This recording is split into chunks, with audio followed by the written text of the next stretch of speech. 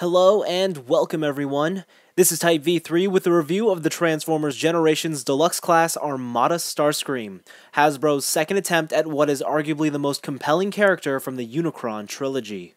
Starscream's alt mode is an aptly named Cybertronian jet, and the most important thing to note is that this toy isn't a one-to-one replication of the original design, but rather inspired by it.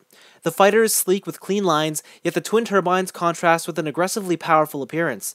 The glossy scarlet plastic is obnoxiously loud, and complemented well with the more mild black and white paint apps. The clear amber cockpit and the jet exhausts are very nice too. The underside of the jet is neatly compact, and I love how there's a vanity panel to cover the robot head. There are, however, some issues. Most of them, like the cheap-looking yellow plastic, the unpainted landing gear, or the slight gap in the fuselage, are minor nitpicks. The only major problem I have with the presentation are the square blocks that hang underneath each wing, right beside the intakes. I don't know, they just don't look right to me. If anything, they don't seem very aerodynamic. Still, this is one of Starscream's best fighter concepts in a long time. Now let's see if his robot mode matches up. Transforming Armada Starscream isn't all that complicated, and in fact, I was surprised by just how easy it was. There's no groundbreaking techniques employed, and the process is intuitive.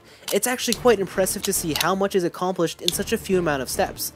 There's also plenty of secure locking points when going through the process in reverse. What this transformation lacks in complexity, it makes up for in sheer efficiency. Much like his alt mode, Starscream's robot form is properly sleek with a hint of aggression. There's a lot to like here. The silhouette is strong, clean, and devoid of any vehicle kibble. Proportions, as well as his profile, are nice and slender. I like how the small wings on the cockpit create the illusion of a V-shaped abdomen, and I love the bright yellow spinal column. The huge, imposing shoulder cannons are easily my favorite aspect, and strangely, I'm fond of their lengthy back protrusion too. Of course, you can fold them down, but I feel like Starscream's overall look suffers without them. Also, the entire back half of the head is clear amber, which lets light seamlessly pass through the eyes. There's not too much in the way of negatives with this robot mode.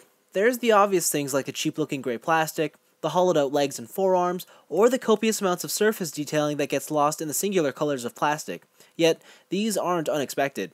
My only gripe is the location of the hips. I think they should be placed about half an inch lower. As they are now, it gives Starscream's torso a squashed appearance. For articulation, Starscream has a swivel neck with the base on a hinge, and each of his back wings are on ball joints. Shoulders are on swiveling hinges that reveal minor detailing. There's a bicep cut, single-jointed elbow, and the wrist can move inward due to transformation. Hips are on a ball and socket connection, there's a thigh swivel, a really great jointed knee, and the ankles can pivot back and forth. Starscream has a decent range of posability.